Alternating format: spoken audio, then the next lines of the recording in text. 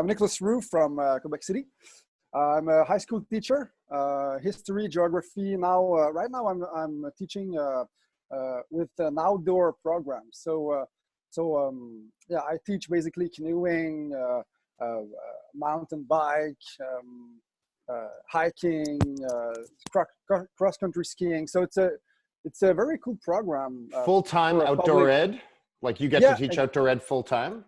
Yeah, part-time, like 50% task. Okay. Yeah. So, and also I'm finishing my master's degree in geopolitics of the Arctic resources right now. So probably finish in a few months.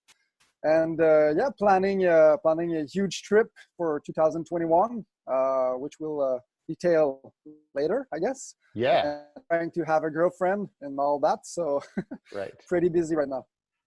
Yeah, and let's hear. So you've started this, I guess you could group called Akor in French. Yeah. And so how did that come to be? What's it all about?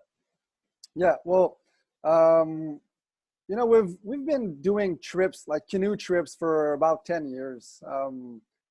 As we were teenagers, we were very involved. Actually, every summer we spent in a summer camp called canoe summer camp in Quebec. How do you spell that? Which is Keno. Okay. Canoe, yeah. So it's a very cool summer camp, one of the oldest in Quebec. So basically, we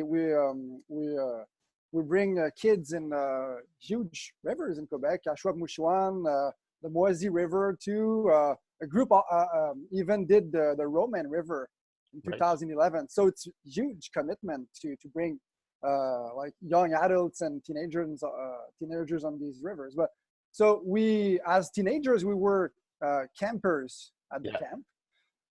Throughout the years, we became counselors and then guides, and then you come to a point in your life where you have to decide: is it going to be your job or is it going to be your hobby?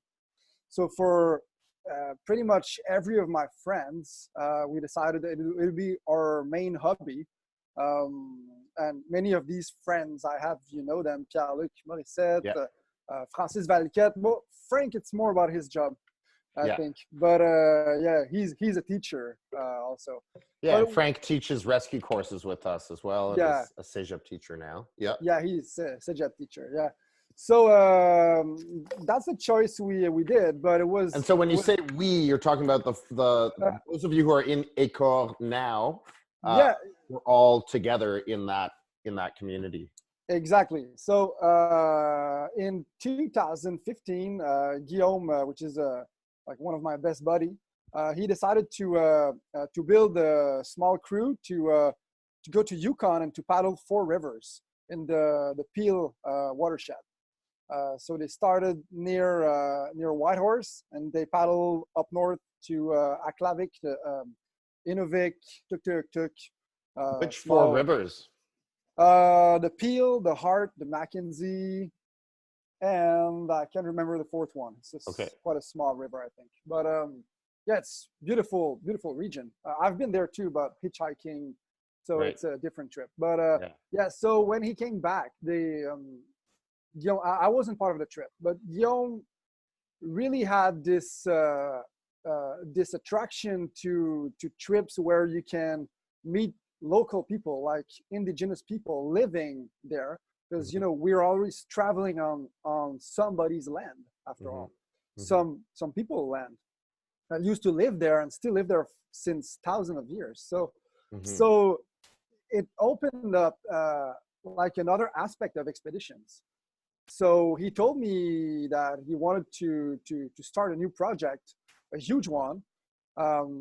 An expedition, a few months expedition in a region that is not so much traveled, and where we could encounter local Indigenous communities. So in Nunavik, there is many choices. I mean, you can do the Leaf River, you can do the Nastapoka River, the George River, the Kurok. I mean, there's so many huge rivers where there's. And Nunavik, for everybody checking this out, is northern Quebec, the Inuit territory in northern Quebec. Yeah, exactly. Yeah. So it's a huge territory. Right. So we fixed the plan to the Torngats Mountains, which is the second biggest mountain range in Canada. Actually, eastern from the BC Cordillera, it's the biggest in Canada. Right. So the Torngats is the southern tip of what is called the Arctic Cordillera, which starts near Alert, at the extreme north of Nunavik, to Baffin Island, and finishes in Nunavik. So it's it's like cliffs, 1,500 meters high that drops very, very steep in the ocean. So it's like crazy fjords. You feel like in Norway. It's just crazy landscapes, big nature. And had you been there before, or was this going to be the first time? I've never been there before, but I've been in Baffin Island, a community called Pond Inlet, in northern Baffin. So I saw the Cordillera, the Arctic Cordillera before, and I knew it was there that I wanted to go for a few months. And so the trip started like that. We started to do some Google research, very, very simple research. I mean, you type like Torngats, enter, and you see all these pictures, there's gorgeous places. You want to go there. And we built up a crew with people, Pierre-Luc Morissette, Sarah-Jeanne Giroux, Philippe Poulain, Guillaume Moreau, and Charles Fortin. So we planned the route. It took about a year to set up optimize the route with rivers and lakes and valleys we could use to reach the heart of the Torngats roughly Mountains. Like quick overview of the route.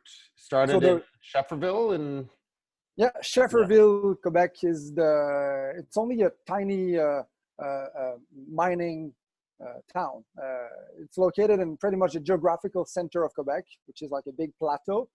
So from there you can access pretty much every watershed in Quebec if you want. So from Shefferville, you access to a river called the Depas River, which brings you to the George River. Right. So the George River. And you took the train to Shefferville. Yeah, from Sept-Îles on the St. Lawrence River to Shefferville, the heart of Quebec. Yeah. That's a cool train trip to begin with. Oh yeah. And a cool way to start the trip. Yeah. Yeah. And you meet Naskapi and Innu people, and they know their land so well. I mean, they know their land much better than I know my neighborhood. It's very insane. But and that train, people use that train to access all their territories and everything. It's very neat. Yeah. It's their main access to the land. Actually. So. Cool. So we started from Shefferville, then the Depas River, which leads you to the Wild Hut Lake, which is a legendary lake. It's 100 kilometers long lake, which was very, very important for the Naskapis and the Innus back in the 20th century. They would hunt caribou there since thousands of years. So the George River is huge. It's like 500 kilometers long, and you sometimes the river is like 2 kilometers wide. Yeah. So, wide. And at this point, what time of year did you start? Like what day? Early spring? June 7th. June 7th. And so you were heading north on the George River. Well, getting to the George River first, and then heading north on the George River towards the north of Quebec, but heading downstream. Exactly. To give everybody a sense of what's going on. And the river, sorry, I'll let you keep going on the quick overview. Great. So just quick heading overview. Down the George? Paddle down the George, then reaching the Ungava Bay at a small community called Kangikso-Alujuak. So from there, we could paddle. So you went all the way down the George? Yeah, all the way down the George. Yeah. So then we could access the goal of the trip was to see the Torngats Mountains. Right. So the George was just our way to access the Torngats. So it wasn't like the real expedition for us. It was just the introduction. Right. So from Kangikso-Alujuak, the real work, the hard work was still left to do. So we paddled upstream the Korok River for 130 kilometers. Took us 2 weeks of hard work. 130 or 430? 130. 130 on the Korok. Yeah. Korok River. Yeah. Yeah. Then you access the inside of the territory, and you have to do a series of portages, which are very uncertain because you're in uncharted territory. Because there's, you always have satellite GPS and technology, but you don't have like these maps we have in the for famous rivers like the George or the Moisy or the Achabmouchouan. There's no never anybody has like charted the river, so you don't know the campsites, you don't know where the rapids are, the classification, you don't have these precious information. So we had to make our own way in the Torngats, optimizing the valleys and finding finally a small river called the Palmer River. Okay. The Palmer River flows down from the heart of the Torngats to the Labrador Sea in the Atlantic Ocean north. Right. So from there, we would access a series of majestic fjords full of polar bears. Right. And we had to paddle down all the coast of the Labrador Sea, the Torngat coast, to the village of Nain, which is the northernmost village in Labrador, an Inuit community. So and that's where you ended.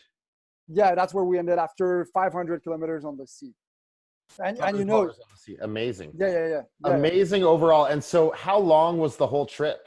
How many days? 65 days. 65 days. And you finished and you made it. We made it. Yeah. Cool. That is amazing. So let's break it down a little bit further. So first of all, I guess what were when you were planning it, some of the big kind of expected challenges that you had to research and figure out? Yeah, well, the main challenge was to balance what information is relevant from Indigenous and what is not. Because of course they know their land so well that if you have a question about like the very precise moment where the ice breaks up at spring on the lakes, I mean, they know the answer. They travel all winter long on their snowmobiles on these lakes. They know the answer. The thing is, they don't know what we're able to do in canoeing, in our canoes. So they might say, yeah, it's going to break up. Or with your style of travel. Yeah, which is quite badass. I mean, with a canoe, you can do anything. Like for real, we discovered you can do anything with a canoe. It's the most wonderful craft ever created. That's in my opinion. Right. But so maybe their vision of what we can do with the canoe is a bit restricted. So they might tell us, yeah, it's going to break up June 7th. But before, it's impossible to go there with the canoe. So then what do you trust? What information you keep? You have to choose that. You have to find yourself in all these information that can be like, yeah, they're not always coherent, like, or I don't know the English word, but yeah, it's always it's a bit hard to figure out what's relevant, what's not. And in the end, we had so many information missing that we just told ourselves, let's do it. We're gonna figure it out on the field. For example, when we left Sept-Îles to reach Shefferville by train, the Moisy River was already flowing.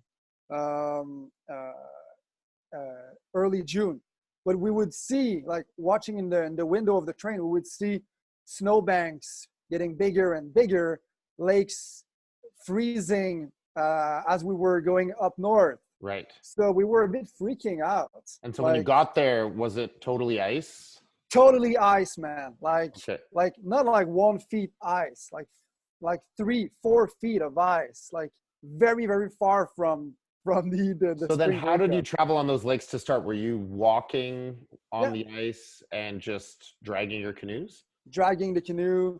It's in the end it's quite easy. It's not as difficult as you can imagine. The thing is, you never know, because there's only a few people that we knew that had done that before, like pulling the canoes, holding the canoes on long distance on the ice. For example, Eric Leclerc, that you know, which is a legend of canoeing the north in Quebec. He's done it on the Puvianituk River in Nunavik, but he's done it for like 2 days, not like 2 weeks. You know, it's a different beast doing it for two weeks. And I mean, we had like below zero temperatures, and you're getting wet in the dry suit, and you can't pull off your dry suit, because if you fall in the water, it's very dangerous, you know, hypothermia risks. And so yeah, we figured out it was quite easy, because there's two of you to hold only one canoe. So it's it's quite easy. Are you dragging it? When you like get with your ring, PFD ring, yeah. It's quite and both easy of you are in drag. front, and you're just using a tether, and you're just walking. Yeah, exactly.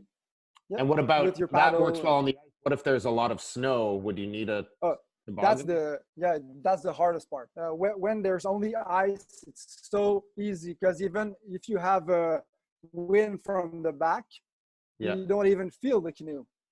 The canoe, at some points, the canoe were in advance. So the wind is so strong, it gets on the canoe and it pushes you further. So it's very easy. The problem is as you said, the problem is when you get to slush, to snow that is very very fluffy, or very humid. That's hard. It's very hard. It's very cardio. You feel like you need snowshoe. But it was we got to crazy situation. I mean, the lakes is in the end, everybody fell in the water. Like the ice breaks underneath your feet, and you just pass through the water, through the ice. So your friends has to help you and rescue with the rope. And you're wearing your life jacket, you're wearing your dry suit, of course. Always, of course. Guillaume has his fly open, and he forgot it. With a pea zipper. So when he fell in the water, he was pretty unhappy. Pretty unhappy. But overall, your equipment for camping and sleeping, camping and traveling, was it sufficient, or were you surprised by how cold and icy everything was? Well, we're used to camping winter. We used to ski, cross country ski expedition. So it's about the same technique. As long as you don't sweat and you don't get your clothes wet, that's the key. It's the only thing to remember. It's to manage your humidity. So the challenge is you have to manage your humidity wearing a dry suit. That's the hardest part that you don't have to deal with during a winter expedition by ski. And so how do you do that? You wear even less under your dry suit? T-shirt under the dry suit, open your pea zipper. You open a bit of the zipper sometimes just to evacuate the humidity. Like, you find techniques, but you have to know your body very well. And when you're talking about opening, you're opening and then closing just to... Not opening for 10 minutes. Like, where you know everything's the solid. ice is safe. Yeah, exactly. Yeah. Because it's impressive, because it's impressive how the ice is gonna support you. Sometimes you walk on ice like 2 inches. And it's still supporting you. Did you use any interesting methods for ice testing as you were walking? At all? Never. Like, I know, like, some people who travel faster like that use a big pole, because obviously it would be really slow to, use ice screws to measure ice depth. But so I've heard of people using like a long pole with a kind of metal tip and smashing that. And if you could smash through, then it's too weak to support you. But no, you were just going because you were, I guess, dressed for it. Yeah, like, we were on a mission. Like Yeah. we had to reach the Torngat so quick. So there's still water in the valleys on the Palmer River. If there's no water on the Palmer River, we're going to portage for like a week. And that's like the worst nightmare you can imagine. So we had to do it very quick. Like the Shefferville to the Ungava Bay, it was planned to be like 3 weeks. So we didn't have much time. Like, and how much time and did at you end first, up doing that in on the full George? Were you on pace? The George took 2 weeks. Okay. And the Shefferville to the George was a week. The first part. So you made it in your 3 weeks. Right. One day, the first paddling day on the George after the lake, we were looking for a campsite on the shore, and suddenly I hear like ice sound, very very like loud sound. Yeah. And I tell myself, oh, it's not normal. So I see very far. I see coming towards us like a wall of ice, like huge quantity of ice. So it was the lake that was just breaking down. Right. That's a crazy moment. We set up the camera, set up the GoPro, the Canon, and like enjoy the moment. Man, it was crazy nature phenomenon. And you were on to shore. see it live. Like we were on shore. Yeah. Yeah. I mean, you tell yourself, how long is it gonna take for all the ice to flow down from the 100-kilometer long lake? You know? So we just.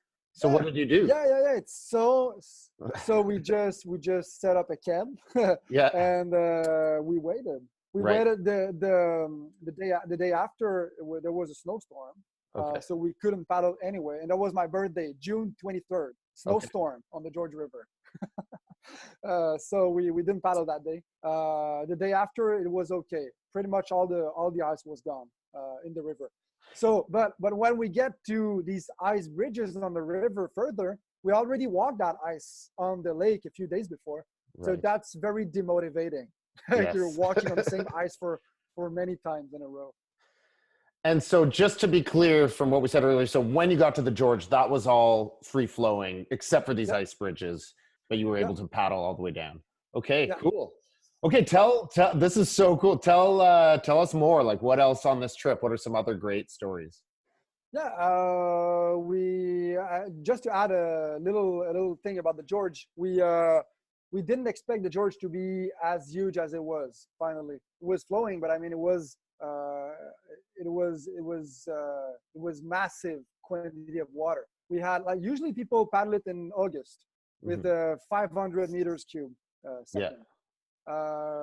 When we were there, it was 2,500. 2,500 cubic meters. Yeah, so five times more water in the same river. So the maps, our maps were totally unuseful. It was like the rapid classification was just informative as like indicators. You had canoes with spray decks, I would imagine. Yeah. The George, even in August, it's like mandatory. Yeah. Right. Yeah.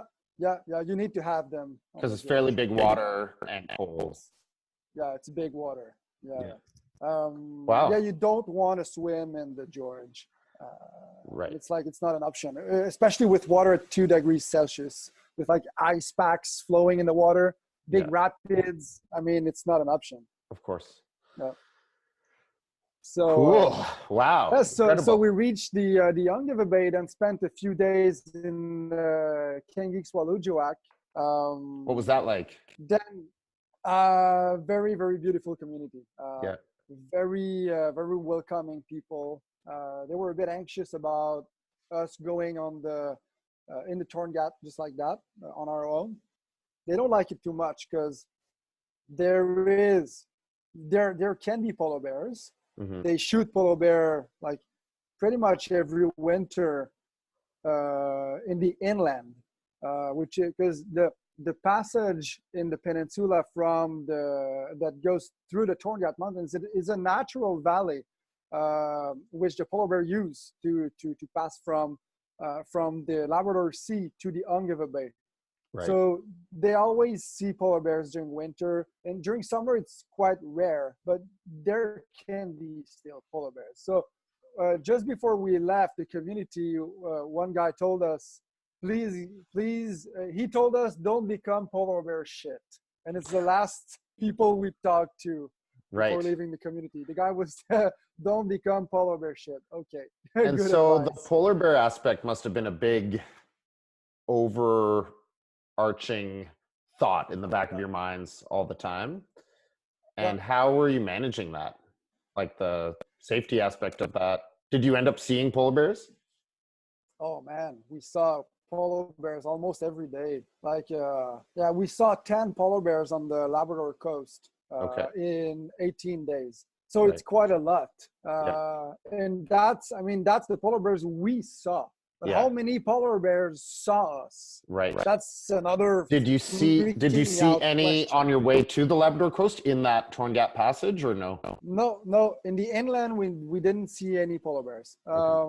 But yeah, every bears we saw were on the coast. The thing is, the Torngat coast is so steep, it's so hostile that people traveling on the land since thousands of years, they always use the same spots because there's one camping place every 40 kilometers, 30 kilometers.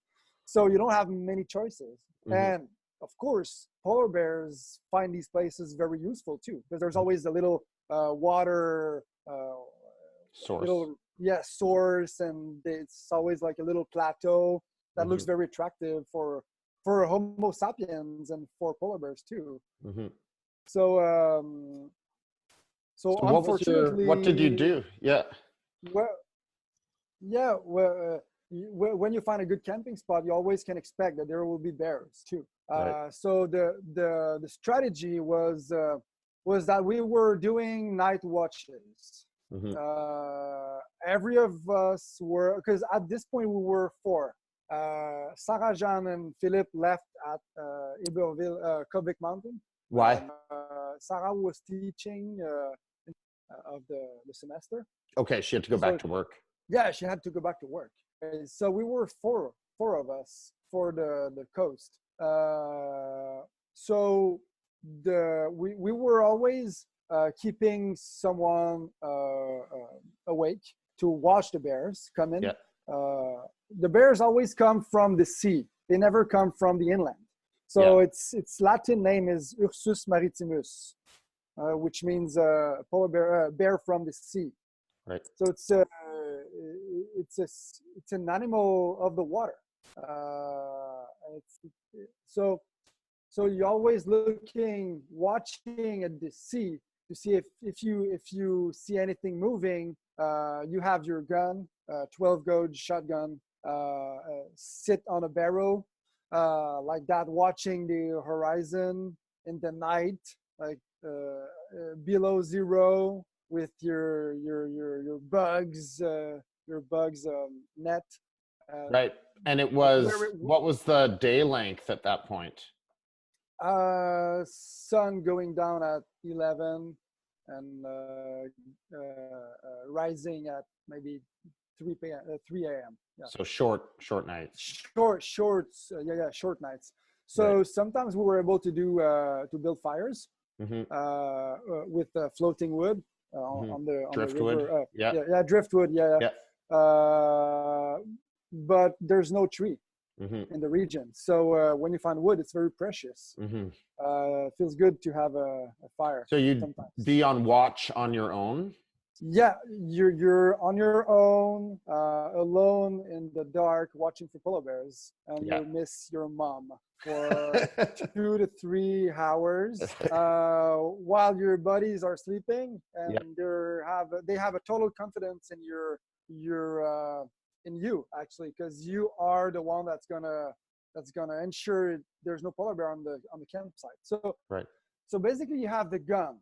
Everyone also has a bear bannier. The company that does them, it's called Flare. So you have Flare bear banniers. You can shoot to 10 meters away, and it's a very loud sound. It's the same sound as a gun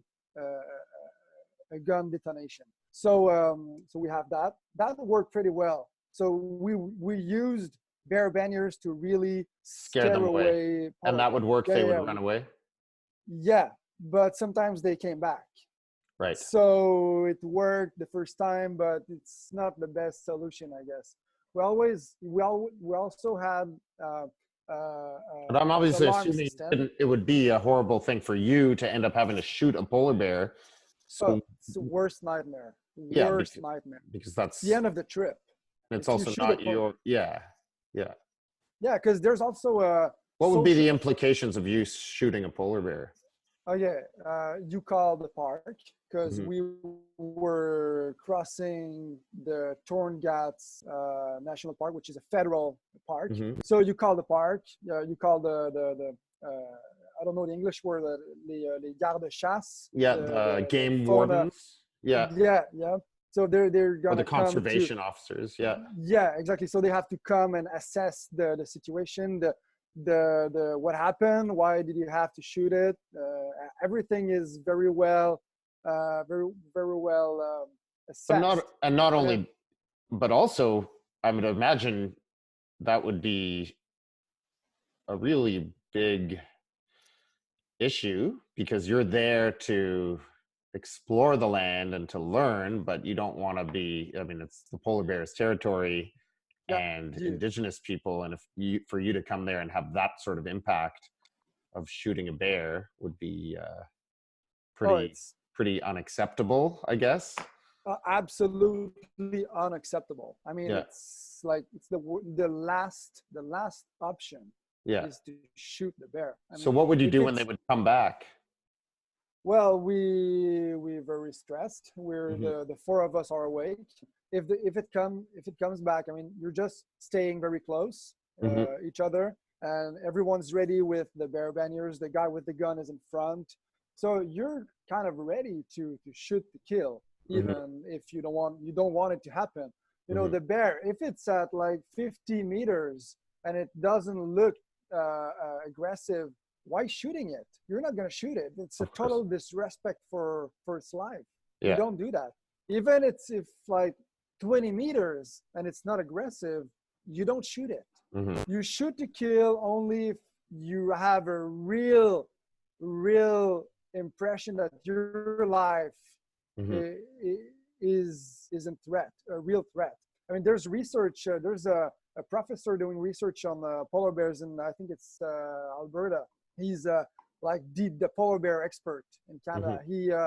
He figured that every time there's a polar bear attack on Homo sapiens, it always ends with one or the other dying. So there's no other option. It's you or it's him.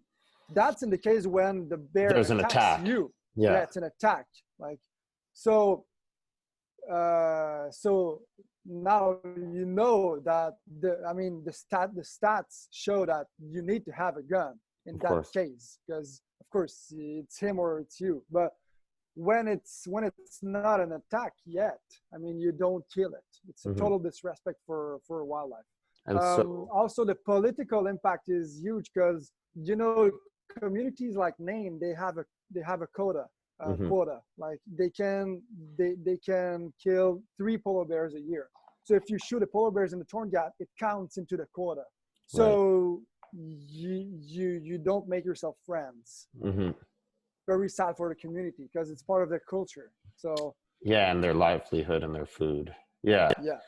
And so did you were you always I guess that was just constantly something going on, stressful, but I guess you kind of got used to the idea over time, and then you just stay on high alert? Exactly. You stay on high alert with the impression to be a prey, which never happens in the day-to-day life. You're clearly not at the top of the food chain anymore. And you are, I mean, you're even watching, like when you're paddling on the open sea, you watch the icebergs and these little flowbergs in the water, and you have to look at them with the what's the English binoculars? Binoculars, to make sure it's not a polar bear trying to sneak you. I mean, they're very sneaky animals. They can surprise you at the last moment. They're hunters. They're Yeah. very, very intelligent. So they can do that. I even heard stories about Inuit. Like apparently, polar bears can even roll themselves in the mud to look like a black bear and to sneak their prey like that. I mean, that's it's freaking Wow. out. You know, so very, very intelligent animals. You become very, very alert to everything. You're always looking up your shoulder, very feeling like a prey, man. It's a crazy feeling. Right. Yeah, I remember coming back in Quebec and then going to a camping weekend, walking in the mixed forest and telling myself, whoa, I am at the top of the food chain right now. It's another feeling. There's nothing can happen. Right. Wow. What an incredible trip. And so were there any near misses along the way, just with anything, like any incidents that could have gone worse? Any good takeaways that you could have learned from?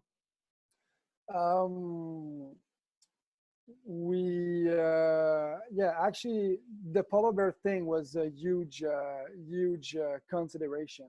I mean, we, just to give you an idea, it happened three times during the night that the guy doing the night watch had to load the gun, actually say to the crew, guys, wake up, there's a bear like 10 meters away from the tent. So you wake up and you gotta keep yourself safe. Polar bear 10 meters from you, that's freaking so that was very hard mentally. We weren't prepared for that. We were so exhausted by the short nights, by the stress of being in polar bear country. That was very hard. At one point we just wanted the trip to end as quick as possible. Our last day, we were sleeping in a cabin. We were 70 kilometers from Nain. So it's like 2 or 3 days paddling on the sea. Yeah, because what was your... So we were, the pace. Yeah, what was the pace of traveling once you were on the Labrador coast? Yeah, the coast, I mean, clearly canoeing, canoe is not built to paddle on the coast. It's for the inland. Inuit invented kayak for that. But we couldn't ship ourselves kayaks in the Torngats, of course. So we just had to continue with our canoes. By the way, the canyon, the Esquif Canyon, turned out to be a very good option for the sea. The weather can switch. Why did you like the Esquif Canyon design? Yeah, because of, you would think it's a bit slow for long distances, but very maneuverable. Very maneuverable. And the rocker is the canyon's rocker is what you want on the sea, because it keeps you really above the waves. Above the waves, and it's just perfect because you don't want to break the waves. Even with a spray skirt, you want to keep a good pace. So you don't want the waves to slow you down. So with the canyon, you just surf above them, and with a backwind, you can really literally surf the waves. Right. So it's perfect. And so like a whitewater tandem canoe actually works okay, and you had spray decks. And so, sorry, what were you saying? How was, like, there's some big tides there, I guess, that you have to account for? Big tides. Big tides, and also rapids, like tide rapids. Tidal rapids. The islands, tidal rapids you have to deal with. But the weather can switch so quickly in the region that when you have a beautiful day, sunny day, you just paddle as strong as you can. So we always had good days. So we always paddled like 30, 40, 50 kilometers, like 50 kilometers nonstop, worrying for polar bears, always watching above your shoulder. Like it's so hard. and then not sleeping well. Not sleeping well. Then wake up in the morning. Shit, it's always a beautiful day. So you paddle another big day. So usually 40 kilometers is our pace. 6 kilometers an hour. Yeah. And so you didn't. So you were able to do the 500 kilometers of the coast in 12, 13 3 weeks. 3 weeks. Okay. Yeah, 3 weeks because we stopped 2 days at a research camp in the middle of the coast. Okay. Yeah. Was that a good break? Yeah, good break. And there was a buffet over there. We ate, like, we were just only sleeping and eating. It was like disgusting. There was like a work camp with a buffet. Yeah, exactly. Like an all-you-can-eat buffet. Okay. Yeah. But we were not expected. Who was at that camp? There was the camp is managed by the Nunavik government. Okay. Government of culture of the Nunavik. What's the camp called? The Saglek campsite. And there's a bunch of different researchers there. Okay.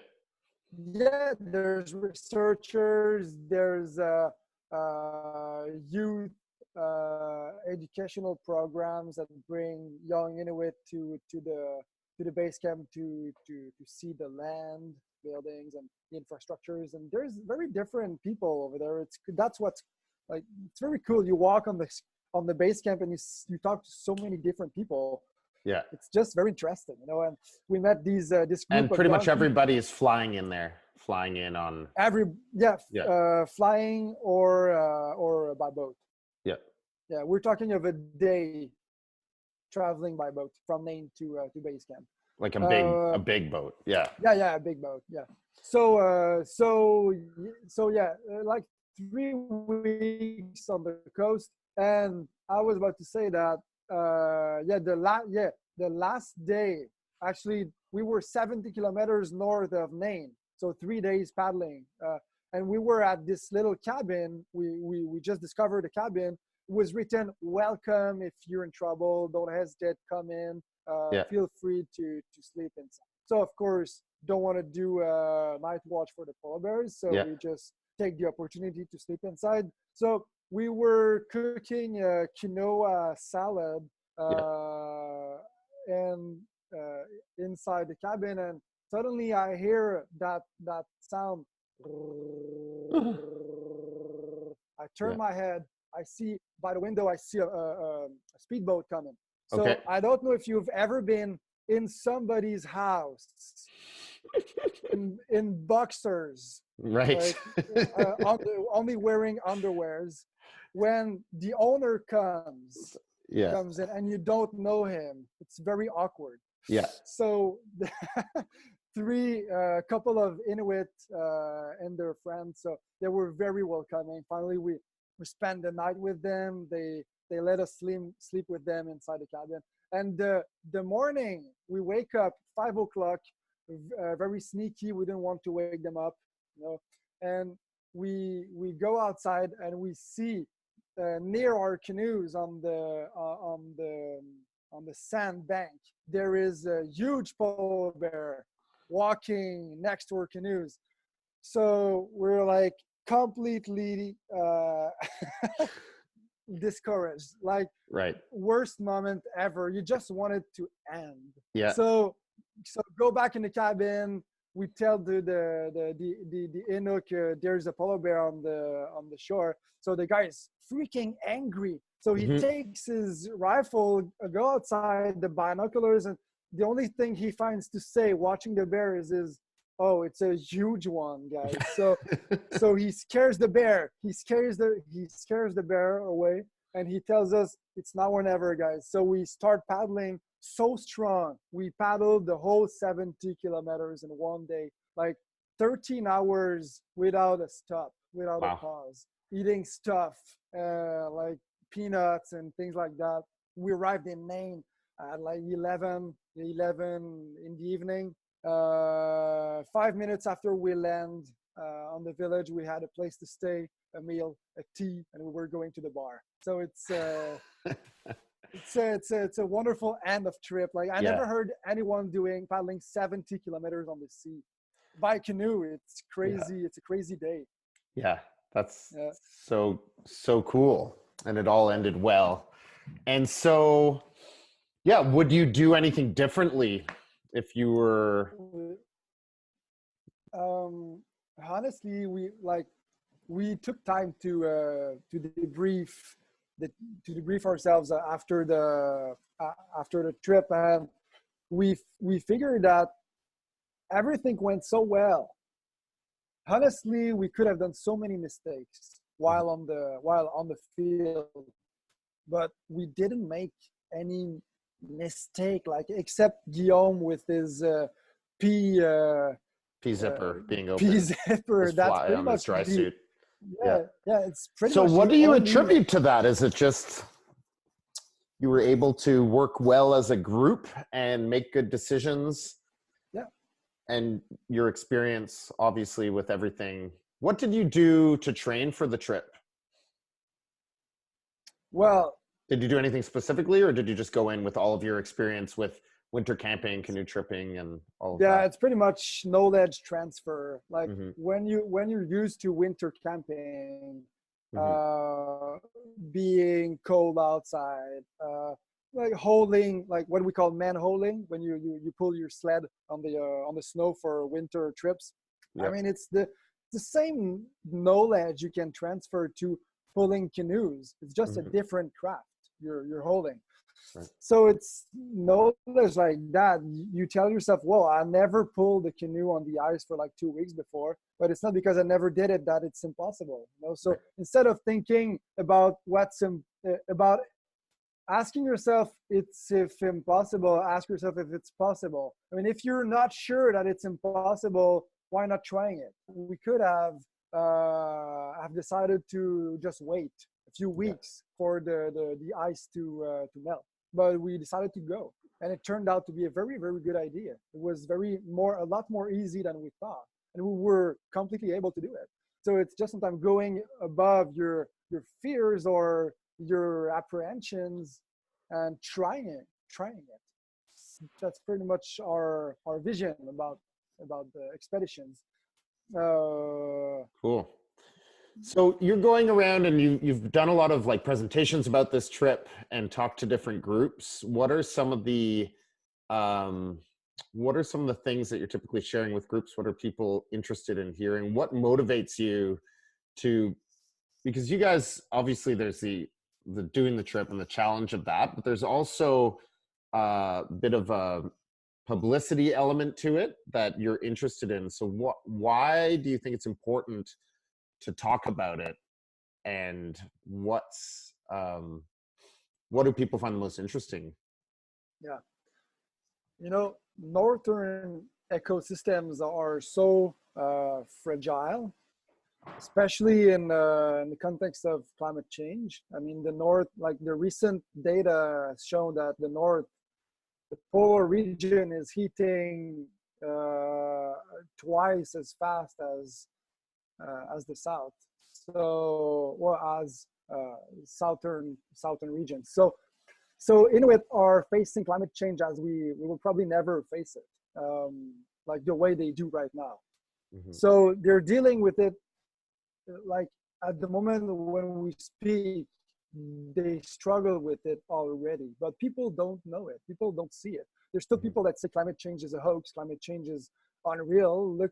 Well, there's less and less people, but still there's still people that they don't take actions because it's too far from their reality. So what we're trying to do is, of course, I'm not an Inuk. Of course, I'm not Indigenous, and I don't pretend to talk, to voice, to express their concerns. It's not about that. It's about sharing our observation and sharing what people from there, people who live there, tell us about how climate change affect their way of life. So there's so much, there's only a few people that have the chance to go in the north. But the goal is to share the beauties and also all the vulnerable aspect of the northern ecosystem, but also of the Inuit culture that people don't know at all. The north is not that like empty space, cold space, hostile, vast, uninhabited place. I mean, there's people living there since thousands of years, and the climate is just perfect for them, and they have the right to be cold if they want. Like it's part of their culture.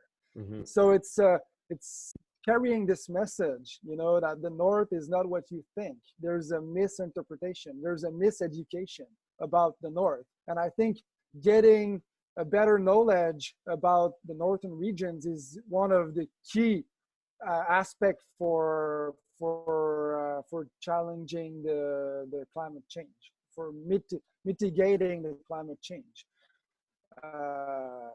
So that's one of the reasons why we do it. Also, we want to share our scientific interests. A study about the northern tree line in Nunavik, because we're traveling straight south to north for like 600 kilometers. So for a researcher, it's so expensive to go there and to fly in, fly out by helicopter. For us, we're already going there. It's it's very easy for us to land anywhere on the shore and to access very steep cliffs and things like that. So were you collecting data? Was that part of the trip? Yeah, we were collecting wood samples. So we collected 70 wood samples that we bring back to Laval University in Quebec that are analyzed right now. So when you correlate the growing fastness or the growing tendency of the trees in the north with the climate change, it shows very interesting analysis.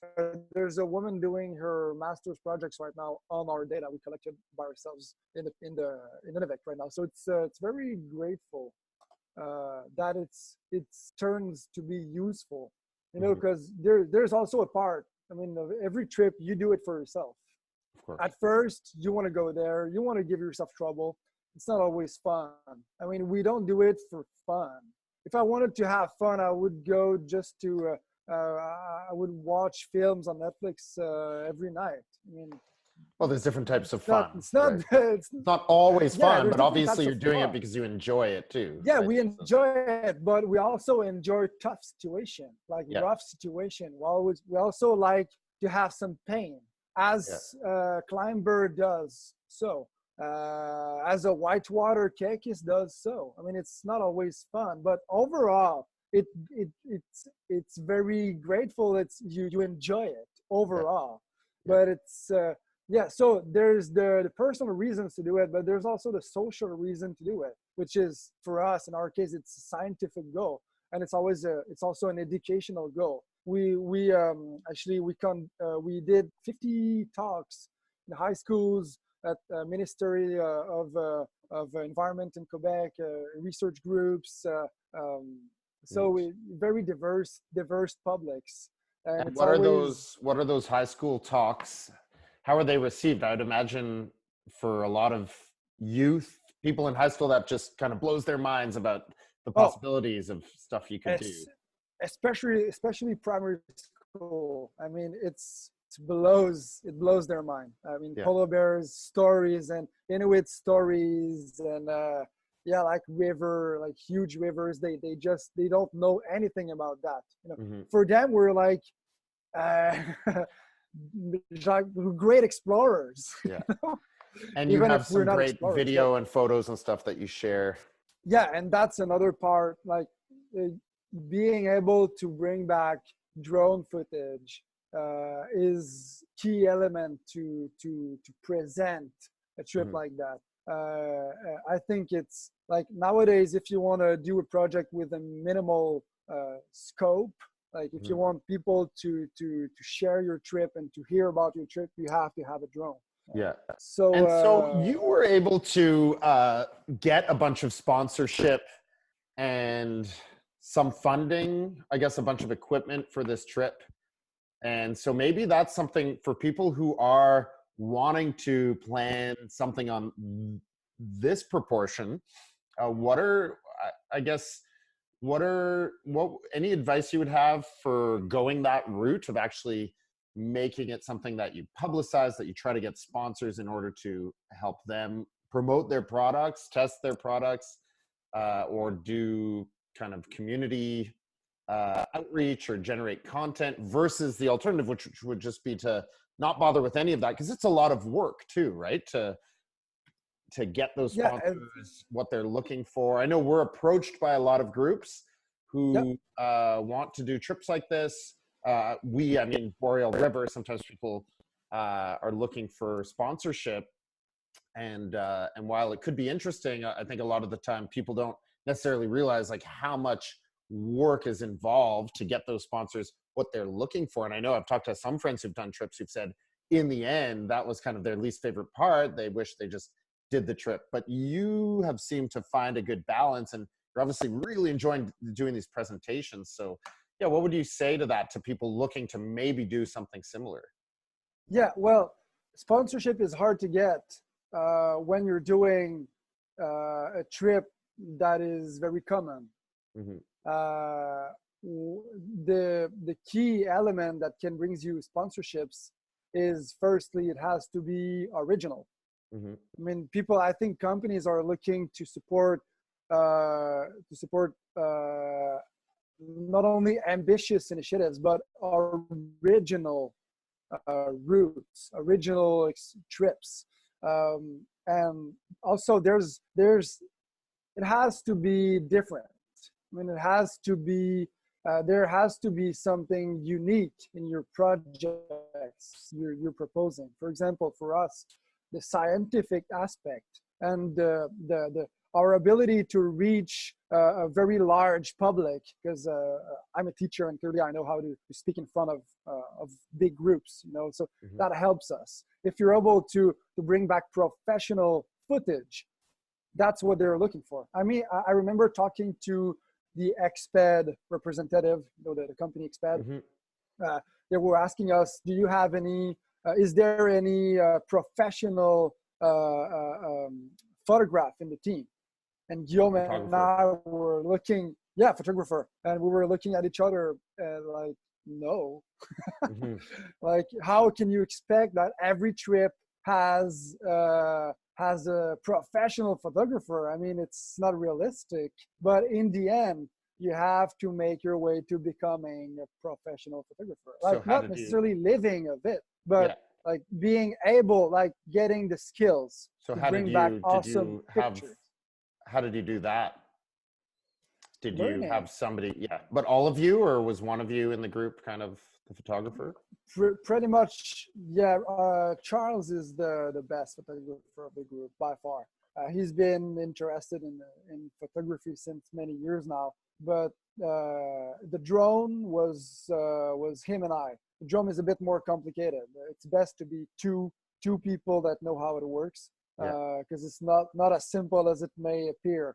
But yeah, so it's always like being different and showing that what you're doing is special. When you have all these conditions, now it's going to be easy. So is it easy? Is it hard? Well, yes or no. It depends on your trip.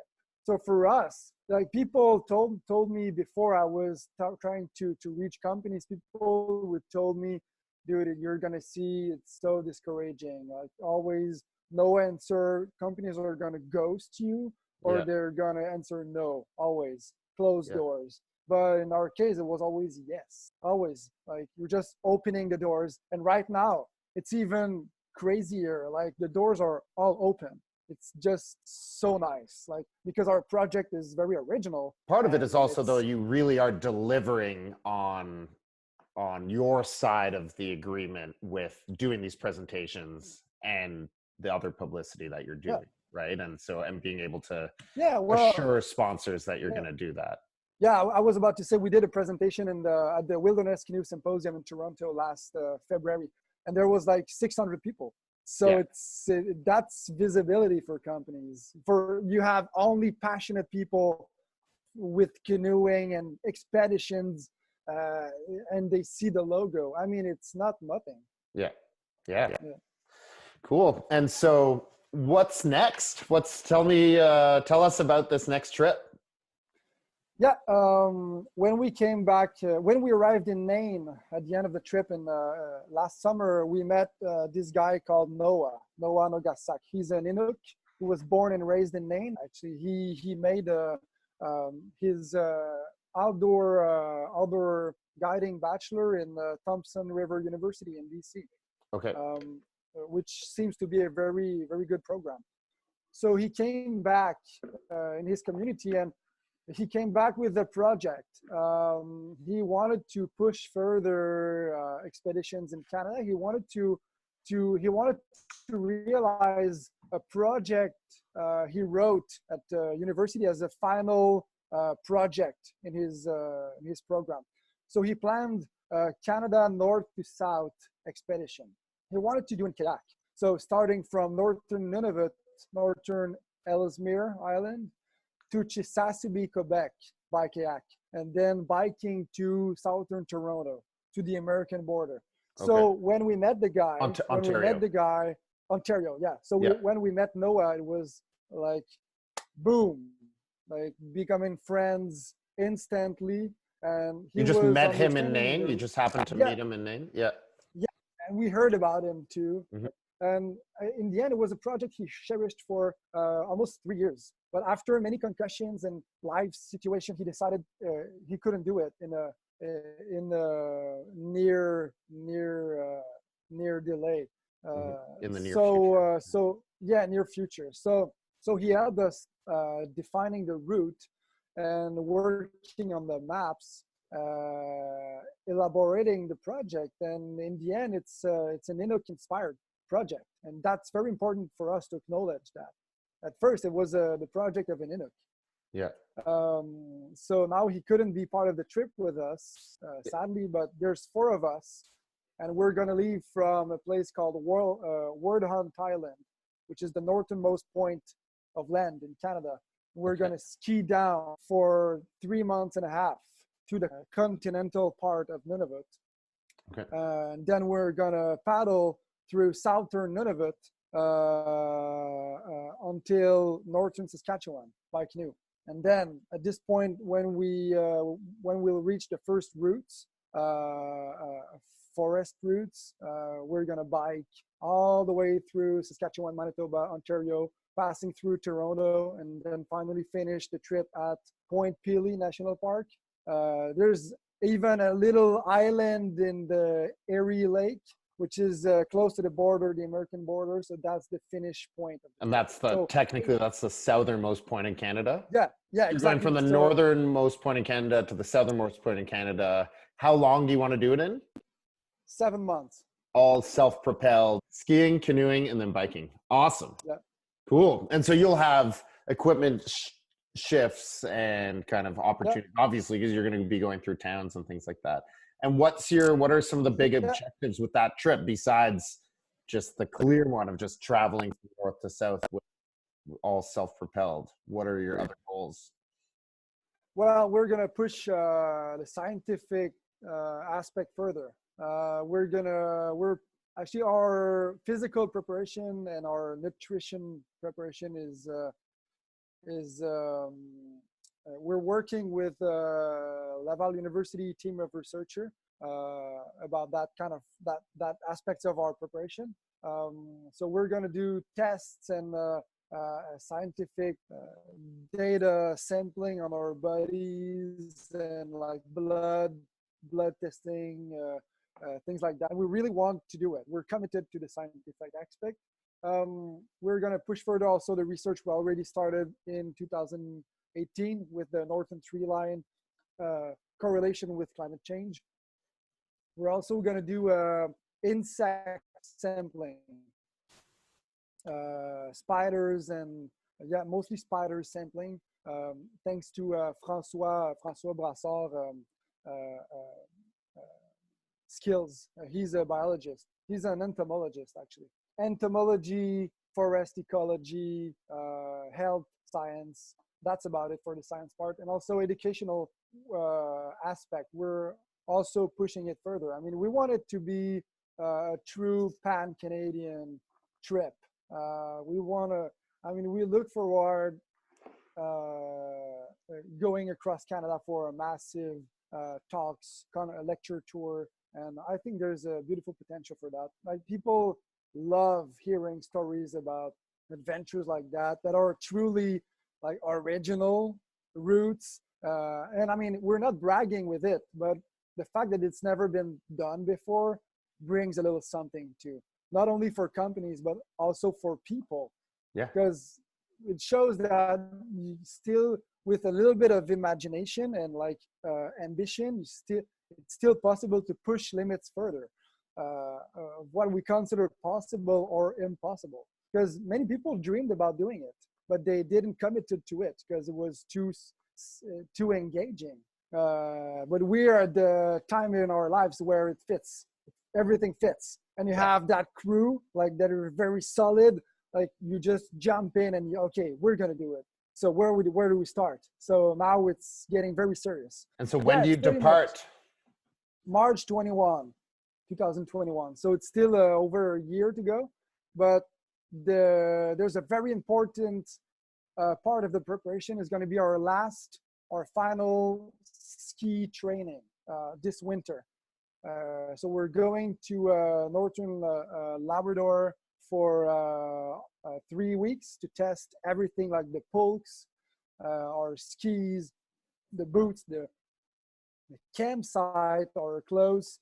I mean, everything that I just mentioned is sponsored since a few weeks. So we have agreements with companies and we're going to test the gear. We're going to test our knowledge, learn new skills and put it in application, everything. Everybody advise us.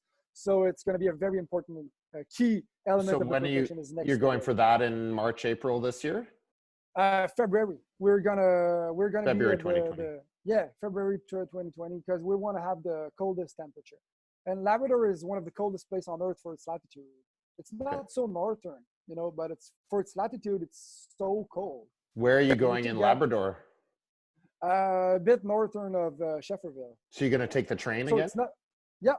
Okay. So that's the idea. It's fairly easy to get to, fairly low cost to get to, relatively. Cheap, exactly. You could drive to Sept-Îles, take the train, and then will you do a loop and come back? Yeah, exactly. Yep. Cool. If somebody wanted to start doing like they're thinking, wow, I would love to do trips like that at some point, but they're way at the beginning. Maybe they've never even done anything like that. Maybe they've never done winter camping or river expeditions. Like what would be, or Arctic travel, what would be some good starting points? What can people do to actually start doing that themselves? Yeah. Well, honestly, it's all a question of your network. If you don't have any friends that do these kind of things, you're not going to do it. Or it's very unlikely you're going to do it. You have to make friends that actually have the knowledge, have the contacts, know how to deal with security aspects, safety aspects, things like that. How would you approach safety? Joining a club? Yeah, joining a club. I think it's a good idea because they have an insurance also, and it's like already a structure that is built to facilitate new passionate people in the sport. So it's designed for that, especially for that. So I think it's a very good idea. There's many clubs like that, especially in the canoeing world, kayaking world. Yeah. Cool. Yeah. Well, I think it's just one last thing is for people that are used to do trips like that and multi-days and multi-weeks expeditions, because it's getting quite popular. And we always have to remember that even if we think the North is very attractive and it's kind of legendary and we want to go there, we want to see these huge landscapes, well, there's still people living there. So it's always a question of considering their knowledge and remembering that we have to switch paradigm when we think about the North. It's not because it's Quebec or it's Canada that it's your place. You're invited there.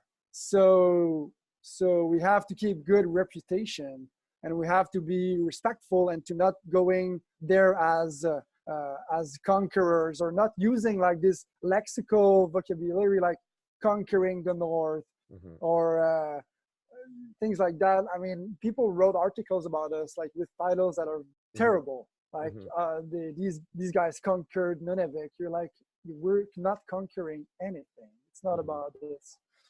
So it's always that, like, remembering that you're you are not as strong as nature. You're not as strong as river, as ice flows, and yeah, that's pretty much it. Mm-hmm. What about more? That's awesome. How about more on a practical level? Anything gear-wise? Like, what's one little? I know there's a lot of maybe equipment involved, but what's like one piece of expedition gear that you have thought about recently that you're like, oh yeah, that is sweet. I really enjoy having that.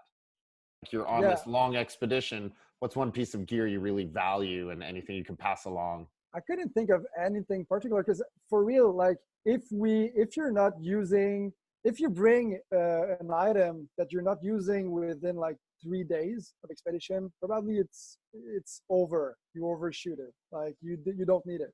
You know? So what's that? Maybe that's the better question. Is there anything you've brought on these trips that you actually don't need?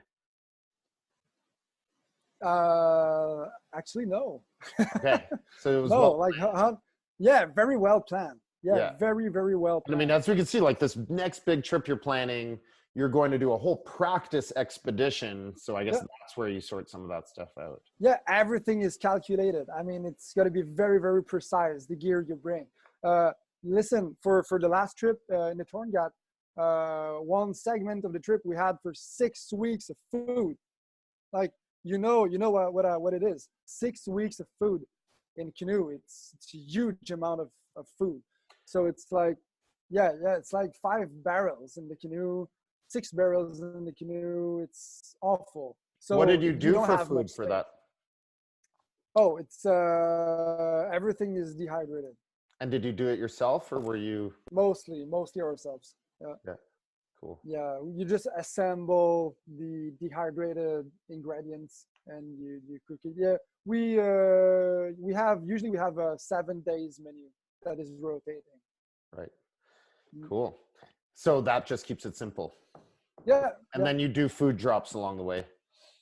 Yeah. And so when you're dehydrating, you're dehydrating a lot at a time. A lot. Oh yeah. Like let's say you're dehydrating asparagus. You're doing it for like two evenings. Right. In a row. Like, and that's your asparagus for the whole 3 months. Hundreds of packages. Yeah, exactly. Yeah. But the storage is very important, because it has to be very dry with the place where you store the food, unless you can have bad surprise. Cool. Nic, thank you so much. This is super interesting. Where can people connect with you with Akor? And again, it's spelled Akor. You have a website, but how can people follow you and your group on this adventure and keep following along? Yeah, Facebook is the best way. Facebook, Expedition Akor, Instagram also. We're starting a YouTube chain that is very, very still at the beginning, but we're trying to get in touch with people that would be willing to create some videos with us about our preparations, like 1 to 3 minutes, very short videos that are informative and aesthetic. Yeah. By the way, if there's anyone listening to this podcast who could be interested, or know people that could be interested, contact us. It'd be very, very cool. But website also, that's about it. Yeah. So it's Expedition Akor, Akor. Expeditionakor.com. Yeah. Thank you so much. Happy preparation, and we'll chat more soon.